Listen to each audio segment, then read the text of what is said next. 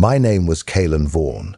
I say was, because names are imprecise things, and I have not been Caelan Vorn for a very long time. What I am now does not fit inside a name. It fits inside a designation. Rho-Sigma-Eleven-Forty-Four.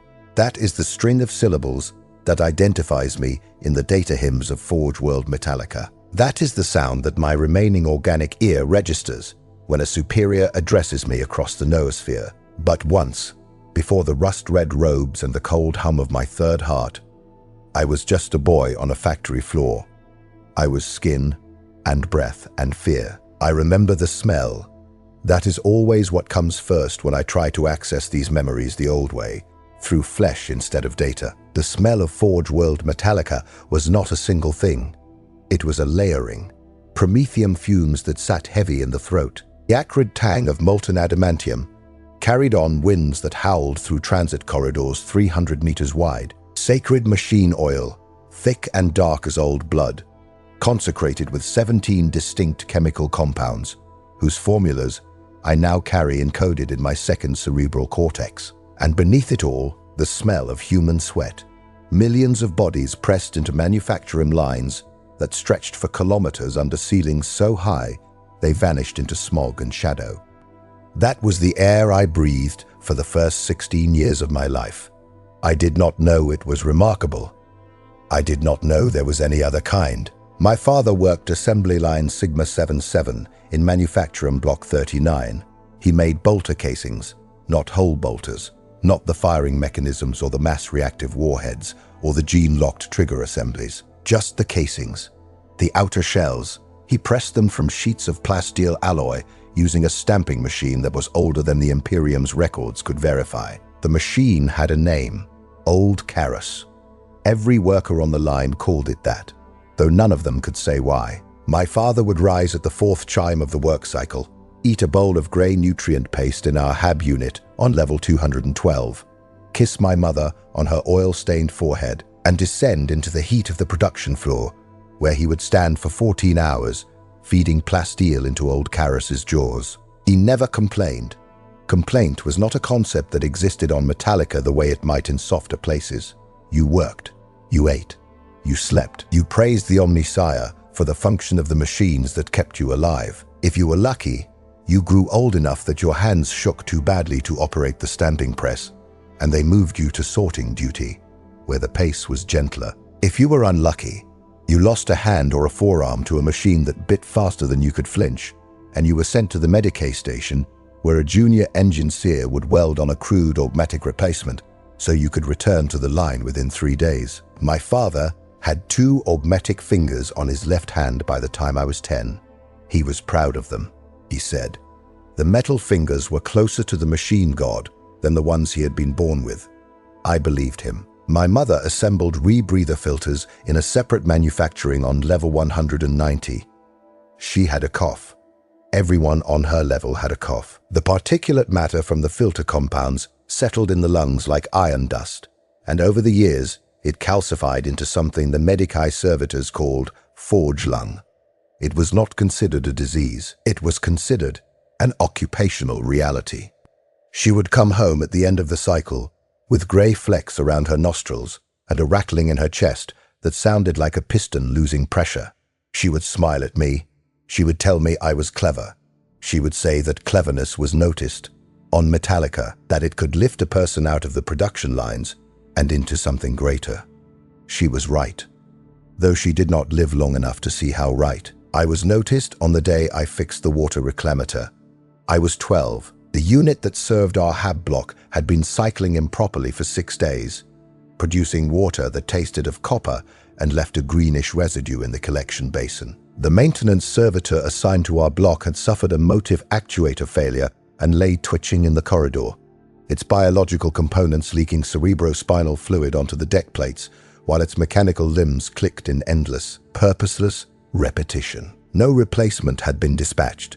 On Metalica, a malfunctioning servitor in a residential block was a low-priority matter. We were workers.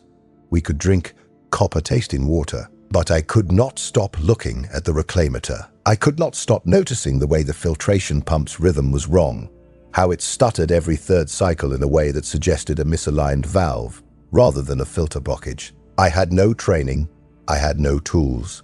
What I had was a piece of bent wire I had found on the manufacturing floor 3 weeks earlier, and hidden in my sleeve because it was the most interesting object I had ever possessed. I used the wire to open the reclamator's access panel.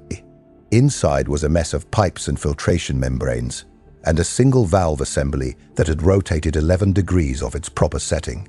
I could see that it was wrong. I cannot explain how. The wrongness was as obvious to me as a discordant note in a hymn would be to a choir singer. I reached in with the wire and levered the valve back into alignment. The pump's rhythm changed, smoothed. The water ran clear within 3 minutes. I closed the panel and turned around and found myself staring into a face that was no longer entirely a face. The tech priest stood 7 feet tall in his robes. The garment was the color of old rust, hemmed with gold thread in patterns I would later learn were circuit diagrams for a standard Rhino transport's engine management system. His hood was drawn back, and I could see that the left side of his skull had been replaced with burnished metal. A single optical lens, deep red like the eye of some ancient predator, whirred and clicked as it focused on me. His remaining biological eye was watery blue, human, almost kind. His jaw was augmetic, articulated with visible pistons at the hinge points, and when he spoke, I could hear 2 voices layered over each other, one organic, one synthesized, both speaking in perfect unison. "You aligned the tertiary filtration valve," he said. Not a question. I nodded, without tools, without schematics, without instruction. I nodded again. He stared at me for what felt like a full minute. I could hear the clicking of mechanisms inside his skull, the soft whir of data processing. Then he spoke a single sentence that ended my old life and began everything that followed.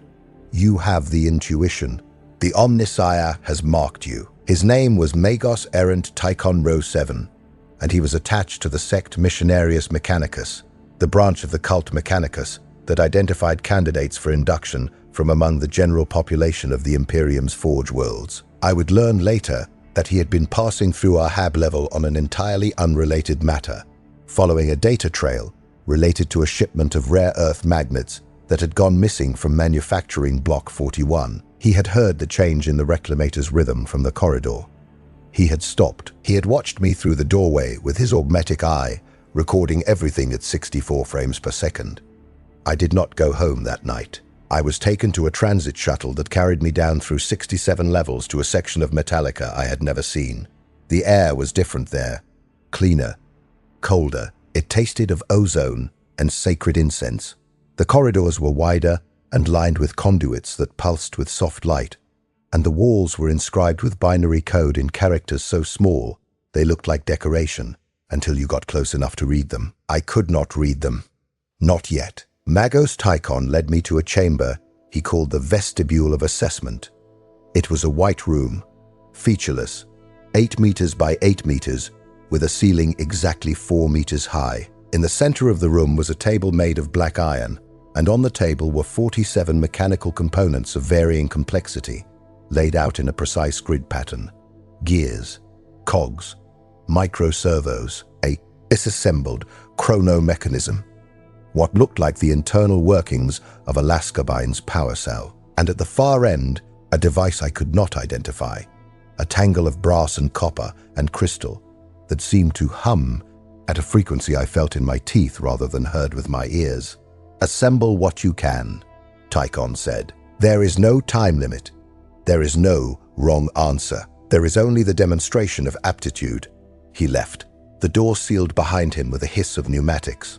I stood alone in the white room, 12 years old, trembling, surrounded by the scattered anatomy of machines I had never been taught to understand. I worked for 9 hours. I assembled the chrono mechanism first, because I had seen a similar one in the overseer's office on our production level, and understood its basic architecture. The Lascabine power cell was harder, but the principles of energy flow seemed to follow patterns I could intuit, like water finding its way downhill. The microservos clicked together in sequences that felt musical, each connection a note in a chord progression I was composing without sheet music.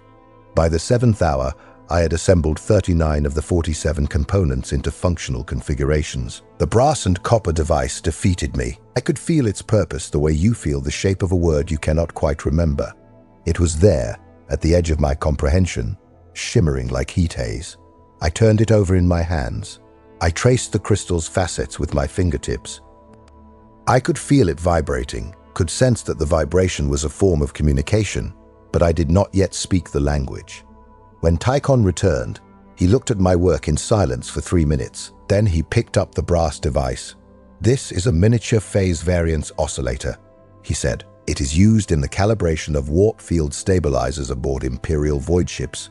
There are perhaps 400 beings in the Imperium who fully understand its function. You are 12, and you got closer than most acolytes manage in their first year." He set the device down. When he looked at me, something had changed in the way his optical lens focused. A new intensity, a new hunger. "Your parents will be informed of your induction. They will receive a modest increase in their nutrient allocation and a commendation from the fabricator locum's office. You will not see them again." I opened my mouth to protest. The words died somewhere between my lungs and my lips. I looked at the chrono mechanism I had assembled, its tiny gears turning in perfect synchronization, and I understood something that I did not have the vocabulary to articulate. I understood that I had already left them, that the moment my hands touched those components and felt the rightness of their assembly, I had crossed a threshold that could not be uncrossed. The boy who had fixed the water reclamator was already becoming someone else.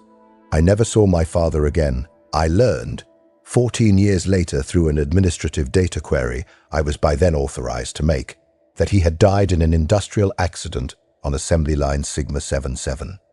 Old Karis had finally bitten too fast. My mother lasted 3 more years before the Forge lung took her. The Medicae report listed her cause of death as respiratory calcification, terminal. 7 words to close the account of a woman who had told me I was clever and meant it with her whole failing heart. By the time I read those reports, I had already replaced my tear ducts with optical fluid regulators. I could not cry. I do not know if I would have. The years of training are difficult to describe in terms a non-augmented mind would find coherent. They do not progress in a straight line. They spiral. Each lesson builds upon the last, but also beneath it, adding layers of understanding that restructure everything you thought you knew. I will try to render the experience in the crude sequential format that organic memory demands, but understand that this is a translation. The original is written in a language that has no human equivalent. The first year was pain, not metaphorical pain, actual, physical, screaming into a leather bite pain. They began with my left hand. I remember the surgical theater on sub-level 44, the slab of black granite they laid me on, the restraints that locked my wrists and ankles in place. The chirurgeon artisan who performed the procedure was a woman whose name I never learned. She had replaced so much of her own body that what remained of her original form was impossible to determine. 6 mechadendrites extended from her spinal column, each tipped with a different surgical instrument, and they moved with a fluid grace that made them seem alive in their own right. Her voice was entirely synthetic, a flat, affectless monotone that somehow carried more authority than any human voice I had ever heard. "The first augmentation is always the hand," she said. "The hand is the instrument through which we commune with the machine. A flesh hand is an imprecise tool. It trembles, it sweats, it lies about what it touches, filtering sensation through nerve endings that evolved to pull away from fire, not to read the magnetic signature of a damaged cogitator coil. I was given no anesthetic. This was not cruelty. It was doctrine. The 16th universal law of the Cult Mechanicus states that to break with ritual is to break with faith. The ritual of first augmentation requires the initiate to experience the removal of flesh consciously, to feel the organic give way to the mechanical, to understand in the most visceral possible terms what they are choosing. Because it is a choice. Even at that stage, even strapped to the slab with tears running sideways into my ears, I could have refused. I could have spoken the words of rejection and been returned to the production lines with nothing lost but a year of training and whatever my parents' commendation had been worth. I did not refuse. The chirurgeon's mechadendrites removed the skin of my left hand first. I felt each layer separate. The epidermis peeled back like the skin of a fruit. The dermis beneath was pink and wet and riddled with blood vessels that bled freely until a cauterizing tool sealed them shut with tiny hisses of steam. The fat layer came next, scooped away in glistening globules, then the fascia, then the muscles. One by one, each tendon, severed with a precision that I would later understand, was measured in microns. I watched. I could not look away. The ritual required me to watch. In my hand was nothing but bone and nerve and the ghost of what it had been. They attached the augmetic. It was a masterwork of Metalican craftsmanship, forged from an alloy of adamantium and ceramite, with joints articulated by microservos so fine they were nearly invisible. The nerve interfaces cables were threaded into my exposed neural tissue, one at a time, 23 connections total, each one a lightning bolt of sensation so intense it transcended pain and became something else entirely. Something for which there is no word in Low Gothic. The augmatic hand closed for the first time. I felt the servos engage. I felt the feedback from the pressure sensors in each fingertip, a sensation that was colder and sharper and infinitely more precise than anything flesh had ever provided. I could feel the grain of the granite slab beneath me. I could feel the individual threads of the restraint binding my wrist. I could feel the air moving across the metal surface of my new fingers, and I could tell from its turbulence pattern that the ventilation system in the surgical theater was operating at 93% efficiency, with a minor occlusion in the tertiary duct. "Good," said the chirurgeon. "The bond is clean. The Omnissiah approves." I lay on the slab for 6 hours while the surgical site healed around the augmatic's mounting points.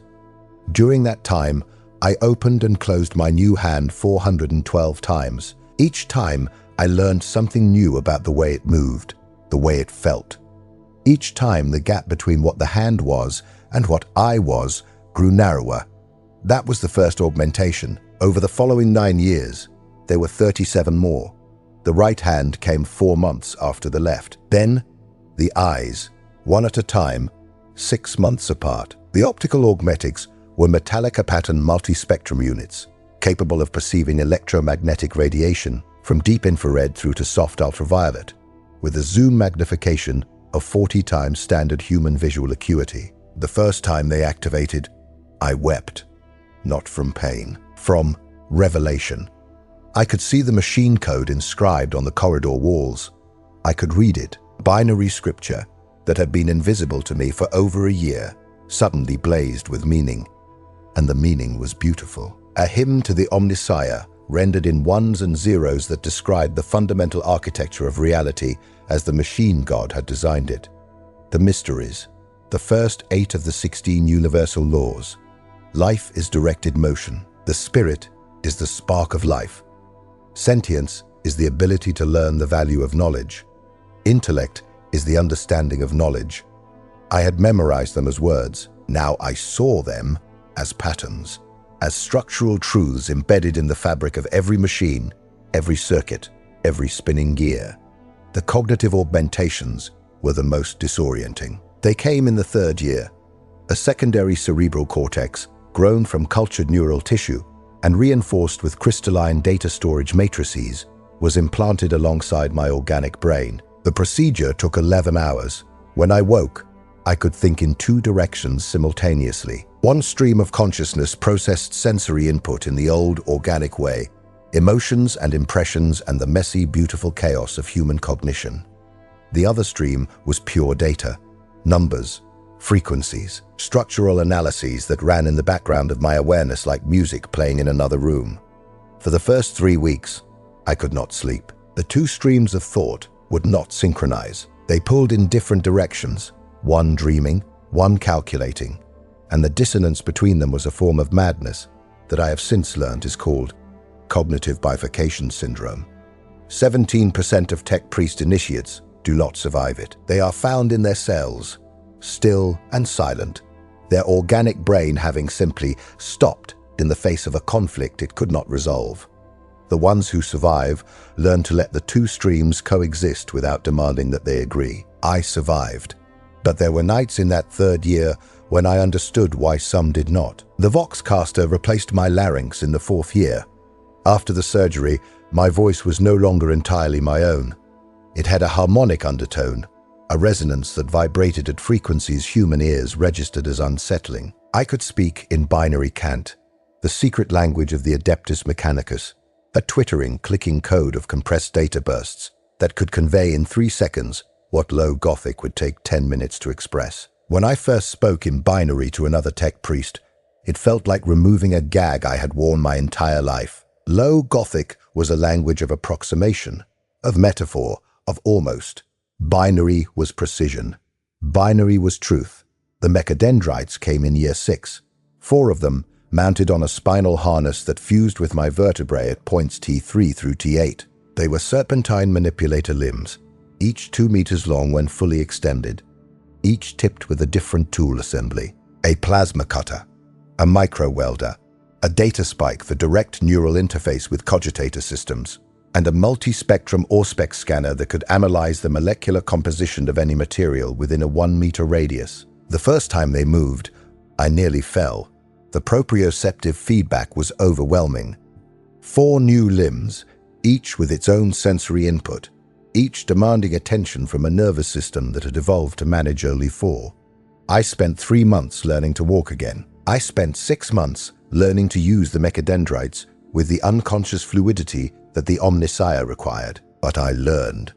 That is the thing about the augmentation process that outsiders do not understand. It is not merely surgical. It is not merely technological. It is devotional. Each new component is a prayer made manifest. Each replacement of flesh with metal is a step closer to the Omnissiah's perfection. The pain is real. The disorientation is real. The loss is real, and I will not pretend otherwise. Every time they cut away a piece of my original body, something died. A memory anchored in that flesh. A sensation that would never return. The way my mother's hand had felt against my cheek. The particular warmth of human skin pressing against human skin. These things went away, and they did not come back. But what replaced them was not nothing. What replaced them was more. More perception, more understanding. The Cult Mechanicus teaches that flesh is weak, and this is true. But the full teaching, the one that the uninitiated never hear, is that flesh is weak because it is incomplete. It is the first draft of the design that the Omnissiah intended to be revised.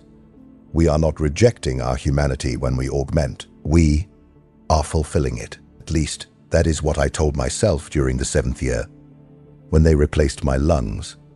Metallican lungs are marvels of engineering. Triple filtered, hermetically sealed, capable of extracting breathable oxygen from atmospheres that would kill an unaugmented human in seconds.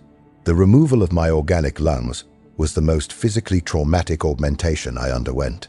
The chirurgeon opened my chest cavity with a lateral incision that ran from my sternum to my spine on both sides. I felt my ribs being spread apart by mechanical retractors. I felt the cold air of the surgical theater touching the wet surface of my exposed pleural membranes. And then I felt the lungs being disconnected. First the left, then the right. The bronchial tubes severed. The blood vessels clamped and cut. And for 31 seconds I did not breathe at all. I lay open on the slab, chest split like a carcass in a meat processing facility, and I experienced what it was to have no breath, no oxygen, no air, just the steady dimming of consciousness as my brain, still organic, still desperately mortal, began to starve. They told me later that I flatlined for 11 seconds before the augmetic lungs engaged. I do not remember dying. I remember returning. I remember the first breath drawn through mechanical lungs, the air tasting of nothing at all because the filters stripped it of every impurity, every molecule of flavor, every trace of the world outside. Clean air, pure air, air that had never been breathed by another human being, that carried no memory of the forges or the manufacturums or my mother's hab unit, where the recycled atmosphere had always tasted faintly of the nutrient paste she heated on the cooking element. I breathed, and for the first time since my induction, I grieved. Not for long. The secondary cerebral cortex processed the grief, categorized it, filed it in a partition I could access later if I chose. The organic brain wept, The augmatic brain noted the weeping and moved on. This is the duality of being a tech priest. You do not stop feeling. You simply gain the ability to feel and function simultaneously. The emotions do not disappear. They become data. And data can be managed. By the 9th year of my training, I was no longer recognizable as the boy who had fixed the water reclamator. My body was 63% augmetic by mass. I moved on legs that were partly mechanical. My original knees and ankles reinforced with actuator assemblies that allowed me to stand for 40-hour shifts without fatigue. My spine was a column of alternating vertebrae and interface nodes. My torso, a cage of ceramite and flesh. My skull housing both an organic brain and its crystalline shadow. I wore the rust-red robes of a newly ordained tech priest, the fabric heavy with embroidered circuit patterns specific to my specialization. I carried an Omnissian axe, the combination weapon and tool that is the badge of our order, its power field generator humming at a frequency that made my remaining organic teeth ache. And around my neck, on a chain of blackened iron, hung the Cult Mechanicum, the sacred symbol of the Adeptus Mechanicus, half skull and half machine, the icon of our faith and our purpose and our undying devotion to the machine god. I was assigned to the Explorator fleet Tertius 9, under the command of Magos Dominus Helix and Tau 19. My role was straightforward. I was a lex mechanic, a data compiler and analyst, tasked with cataloging and preserving the information recovered from Explorator missions into uncharted space. The quest for knowledge, the sacred directive that drives the Adeptus Mechanicus above all other considerations, demands that every fragment of data, every scrap of ancient technology, every whisper of a lost standard template construct be documented, verified, and transmitted to the archives of the nearest Forge World. I was one of the monks who transcribed the scripture. The fleet departed Metalica in the 974th year of the 41st millennium. 12 vessels, 3,422 crew, 87 tech priests of varying rank and specialization, a cohort of 400 Skitari Rangers for ground operations, 16 Cataphron battle servitors, and 1 Magos errant named Tychon Rho-7, the same man who had found me fixing a water reclamator on level 212 and decided I was worth saving from the production lines.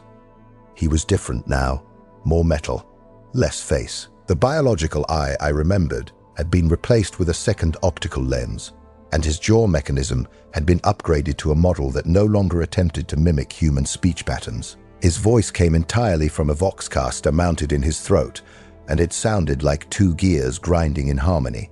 But he recognized me. Or rather, his databanks recognized my designation. Rho-Sigma-Eleven-Forty-Four, he said. The first time we spoke aboard the Explorator vessel, Axiom of Inquiry. You were the boy with the water reclamator. I was, I said. You are not anymore. No. He studied me for a moment. Then he did something I had not seen a senior tech priest do in 9 years of training. He nodded. A human gesture. An organic reflex that served no data processing purpose. A remnant of the flesh he had mostly abandoned. Good, he said. What you were was insufficient. What you are becoming may yet prove adequate. That was the closest thing to praise I had received since my mother told me I was clever. The Explorator fleet spent 7 years in the void. 7 years of warp transit and real space survey, of dead worlds and dying stars, of asteroid fields picked clean of mineral wealth 1,000 years before we arrived, and space hulks so corrupted by warp taint that even our most hardened Skitarii would not board them. I catalogued everything, every scan, every soil sample, every atmospheric reading, every fragment of broken technology pulled from the rubble of civilizations that had risen and fallen while humanity was still learning to chip flint. It was on the world designated Sigma 447 Gamma that we found it. The world itself was unremarkable. A rocky planet in a system with a dying orange star, no atmosphere, no water, no signs of habitation above or below the surface.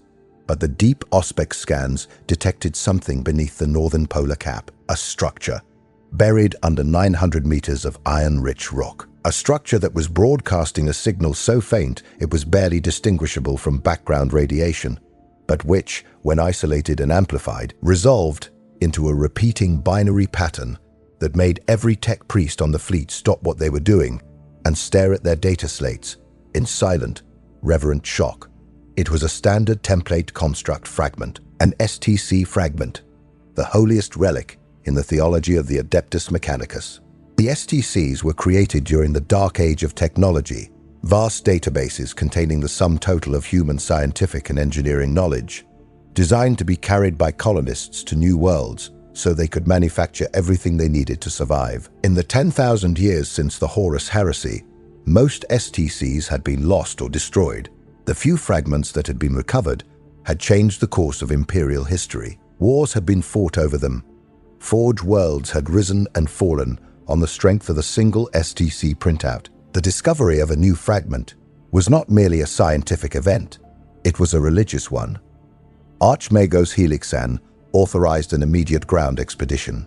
42 Skitari rangers, 12 tech priests, including myself and Magos Tychon, 8 Cataphrom servitors equipped with mining lasers for excavation. We descended in 2 Arvus lighter shuttles, touching down on a plain of grey rock under a sky of absolute black. The temperature was minus 173 degrees Celsius. My augmatic lungs filtered the vacuum-thin wisps of argon gas that passed for atmosphere. My optical augmetics compensated for the near-total darkness, rendering the landscape in shades of blue and green thermal imaging. The excavation took 19 days. 19 days of drilling and blasting and clearing rubble in conditions that would have killed an unaugmented human within minutes. 2 Skitari died in a tunnel collapse on the 9th day. A tech priest named Velum Kappa 6 suffered a catastrophic failure in her augmatic respiratory system on the 14th day and asphyxiated in her robes before anyone could reach her. I catalogued their deaths with the same precision I catalogued the mineral composition of the rock we were cutting through. My organic brain registered the losses as tragedies. My augmatic brain registered them as acceptable attrition rates for an operation of this significance. On the 19th day, we broke through into the chamber. It was enormous. A vault carved from the living rock, 120 meters long, 60 meters wide, 30 meters high. The walls were smooth, polished to a mirror finish by some technology we could not identify. And in the center of the vault, on a plinth of dark metal that hummed with a power source still active after untold millennia, sat the device. I will not describe it in detail. The Cult Mechanicus forbids the dissemination of STC specifications to uncleared personnel, and this account may be read by those outside the priesthood. What I will say is this: the device was beautiful, not in the way a sunset is beautiful, or a face, or any of the crude aesthetic pleasures that flesh appreciates. It was beautiful the way a mathematical proof is beautiful, the way a perfectly balanced equation is beautiful. Every component was exactly where it needed to be. Every line of its design served a function that was simultaneously practical and elegant. It was the work of minds that had understood the universe at a level we have forgotten how to achieve, and looking at it, I felt something that my secondary cerebral cortex could not categorize. Awe. The word is insufficient, but it is the closest approximation. Magos Tychon was the first to approach the plinth. He extended a mechadendrite tipped with a data spike and interfaced directly with the device's external data port. For 37 seconds he was still, completely still. No movement in his limbs, no whir of servos, no click of optical lenses adjusting. He was a statue of rust-red robes and gleaming metal, connected to something ancient beyond comprehension by a single tendril of cable. Then he screamed. Not a human scream, a binary shriek, a burst of encrypted data broadcast at maximum volume through his voxcaster, the sound filling the vault and bouncing off the polished walls until it seemed to come from everywhere at once. Every tech priest in the chamber doubled over. The Skitari clutched their helmets. The servitors stood impassive, unaffected, their lobotomized brains incapable of processing the signal. I processed it. My secondary cerebral cortex decoded the shriek in real time, stripping away the encryption layers to reveal the raw data beneath. And what I found there made my organic heart, my first heart, the one I was born with, stopped beating for 3 full seconds before my augmetic cardiac regulator forced it back into rhythm. The STC fragment was corrupted, not damaged, not degraded by time or entropy. Corrupted, deliberately, intentionally. The data within the device had been altered at some point in the deep past, its original schematics overwritten with something that wore the shape of technology, but served a purpose that was antithetical to everything the machine god represented. The corruption was subtle, extraordinarily subtle. It had been hidden beneath layers of legitimate data, like a parasite buried in the flesh of its host, and it would have been undetectable to any scanner less sensitive than a direct neural interface. Tychon had not merely found the corruption, he had ingested it. The data spike had created a two-way link, and the corrupted code had flowed up the connection and into his cognitive systems before he could sever the link. I could see it happening in the noosphere, the shared augmatic data space that all nearby tech priests could perceive. Tychon's data signature was changing, his clean binary patterns fragmenting, distorting, taking on configurations that I recognized with horror from my training. Scrapcode. The word went through the assembled tech priests like a bolt round. Scrapcode, the digital weapon of the Dark Mechanicum, the traitor tech priests who had sided with the War Master Horus during the heresy 10,000 years ago. A self-replicating malignant code that could corrupt cogitator systems, override neural augmetics, and turn the technology of the faithful against them. It was the closest thing to a demonic possession that the machine world could experience. Tychon's mechadendrites began to move erratically. His optical lenses flickered between red and a sickly green. His voxcaster emitted a sound that was wrong in a way that went beyond mere malfunction. It was a voice, not his voice, something else's voice, speaking through his hardware in a language that was binary and yet was not. A mockery of the sacred cant that twisted familiar phonemes into configurations that hurt to hear. I did what my training demanded. I raised my Omnissian axe and activated the power field. The blade hummed. The air around it shimmered with displaced energy. 3 Skitarii Rangers raised their galvanic rifles. The other tech priests backed away, their mechadendrites retracting into defensive configurations. Tychon, I said. Magos. Can you hear me? His body turned towards me. The movement was wrong. Too fluid. Too fast. Like a puppet being operated by something that had studied human motion but did not quite understand the limits of joints and tendons. The boy, said the voice that was not Tychon's. The boy with the water reclamator. How far you have come. How much of yourself you have given away. I swung the axe. The power field connected with Tychon's primary mechadendrite and severed it in a shower of sparks and lubricant. He staggered, or rather, the thing wearing him staggered. The remaining mechadendrites lashed out, and one of them caught a Skitarii Ranger across the throat with enough force to crush his windpipe through his armored gorget. The Ranger fell. The others opened fire. Galvanic rounds struck Tychon's body, blowing chunks of metal and ceramic from his augmetic frame, but the Magos kept moving, kept coming, driven by something that did not care about structural damage to its host. I struck again, and again. Each blow carved away more of the body that had once belonged to the man who had found me and changed my life. Each blow was a prayer. The Omnissiah knows all, comprehends all. I recited the 8th mystery between strikes, the words coming in binary bursts from my voxcaster, a litany of faith that I wielded alongside the axe, because both were weapons and both were necessary. On the 7th strike, I severed Tychon's spinal harness. His body collapsed. The mechadendrites went limp. The green light faded from his optical lenses. For a moment, there was silence in the vault. Then, from the wreckage of his voxcaster, came a sound so faint I had to amplify my auditory augmetics to maximum sensitivity to hear it. Caelan, he whispered. My name. My real name. The one I had not heard spoken aloud in over 20 years. Destroy it. The device. Destroy it all. Then the last of his biological systems failed, and Magos errant Tychon Rho-7 was gone. We destroyed the STC fragment. I gave the order personally, overriding the objections of 3 tech priests who argued that the device could be purified, that the corrupted data could be quarantined, that to destroy a standard template construct fragment was the gravest heresy imaginable. I understood their argument. I felt the weight of it. To a tech priest, destroying an STC fragment is like burning a holy book. It is an act that goes against every instinct, every teaching, every fiber of devotion that defines us. But I had seen what the corruption had done to Tychon.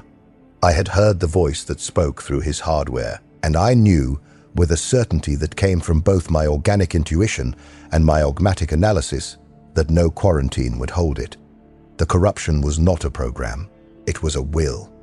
Something alive in the machine space, something that had been waiting in that vault for millennia, patient and hungry, for someone to plug in. The Cataphron servitors fired their mining lasers until the device was slag. Then they fired until the slag was vapor. Then they fired until the plinth was gone and there was nothing left but a crater in the floor of a vault that no one would ever visit again. Of the 12 tech priests who entered that vault, I am the only one still functioning. The 3 who argued against destruction were later found to have been compromised by residual scrapcode traces in the vault's atmosphere. They were decommissioned by the Magos' order. 2 more suffered irreversible cognitive damage from proximity to Tychon during his corruption and were reduced to servitor status. The remaining 6 died in various ways over the following years, their augmatic systems failing at statistically improbable rates that suggested lingering contamination no diagnostic could detect. I survived. As I survived the white room and the surgical slab and the lungs, and the years of transformation, I survived because the Omnissiah willed it, or because random chance favored me, or because the boy who fixed a water reclamator with a bent wire had a stubbornness in him that even 37 augmentations could not replace. I am, at the time of this account, 114 years old. My body is 89% augmetic. My original organic components consist of a portion of my primary brain, my first heart, a section of my digestive tract that processes the nutrient paste I consume once per day, and a small area of skin on the back of my neck that I have never permitted the chirurgeons to replace. I do not know why I keep it. It serves no function.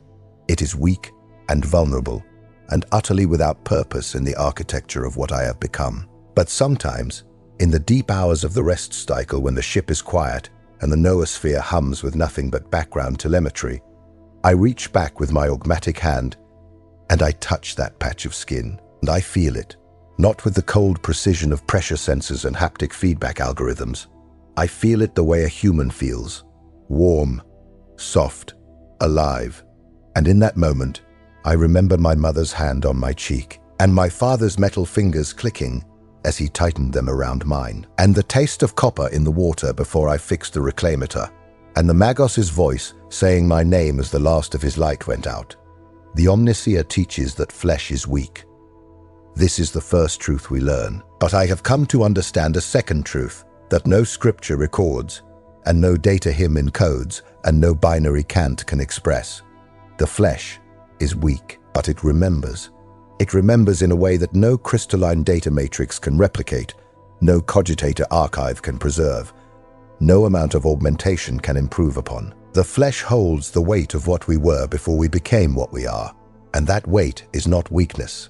That weight is the cost of knowledge, the cost of devotion, the cost of standing in a white room at 12 years old and choosing the machine over the mother, the cog over the kiss, the Omnissiah over everything soft and warm and brief. I am Tech Priest, Rho-Sigma-Eleven-Forty-Four, of Forge World Metalica. I serve the machine god. I walk the quest for knowledge. I am more metal than man, more data than dream, more prayer than person. But on the back of my neck, there is a patch of skin that a boy once wore, and I will carry it until the last of my systems fails, and the final current of the motive force leaves my frame. Because someone must remember what it cost to become this. Someone must carry the weight. The Omnissiah knows all, comprehends all. But I wonder, sometimes, if even he remembers what it felt like to be flesh.